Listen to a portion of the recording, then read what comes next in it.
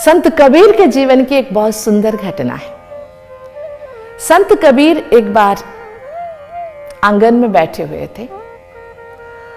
एक गृहस्थी उनसे मिलने आए। बोले कि महाशय, हमारे घर में ना किसी से मेरा बनता नहीं है, झगड़ा ही झगड़ा होता है।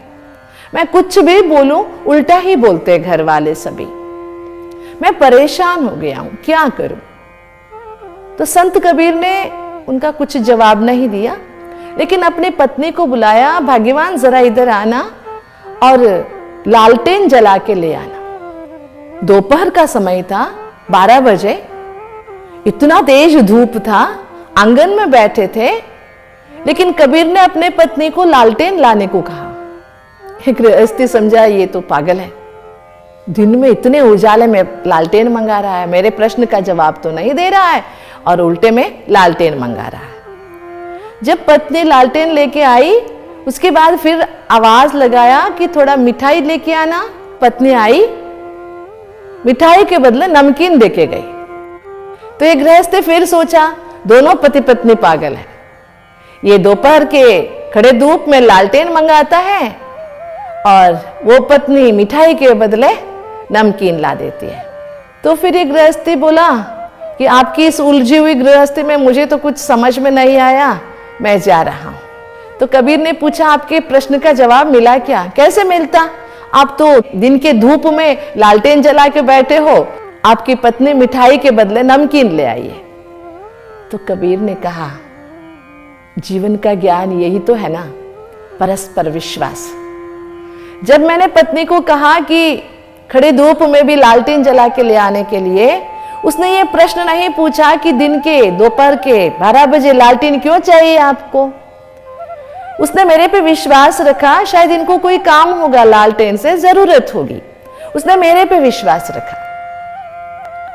जब मैंने आवाज दी कि कुछ मिठाई ले आओ, वो नमकीन ले आई, तो मैंने भी कुछ अंदर से समझा शायद अंदर मिठाई नहीं होगी, इसीलिए इसने नमकीन ला दिया।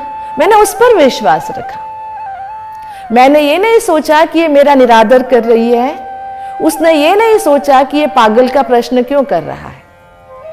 ये परस्पर आपसी विश्वास ही जीवन जीने की कला है, और यही मनुष्यात्मा को जीवन में ज्ञान का महत्व भी समझाता है और ज्ञानी बनकर रहना भी सिखाता है। सबके साथ मिलजुल कर जीने की संभावना भी बढ़ता है। इससे कितना ऊंचा स्पष्टता है, विश्वास। जहां विश्वास है वहां संशय नहीं, और अनुमान की कोई दवा नहीं है। अनुमान को बहुत बड़े ते बड़ा रोग मानते हैं सभी। अनुमान माना संशय। इसीलिए परमात्मा कहते हैं कि संशय को छोड़ो, ज्ञान को अपनाओ, योगी जीवन बनाओ और जीवन संघर्ष में डटकर सामना करने के लिए उत्तिष्ठ खड़े हो जाओ। अंदर से मना अपने हृदय से इस ज्ञान को स्वीकार करो। वो तब होगा जब अंदर से संशय मिट जाएगा। अगर अंदर संशय को समाये रखे रहेंगे, संशय के कीड़ा को अंदर ही अंदर दबा के रखेंगे, एक दिन अंदर से खोखला कर देगा, बाहर से दिखावे मात्र की जिंदगी रहेगी। आज यही तो हो गया है।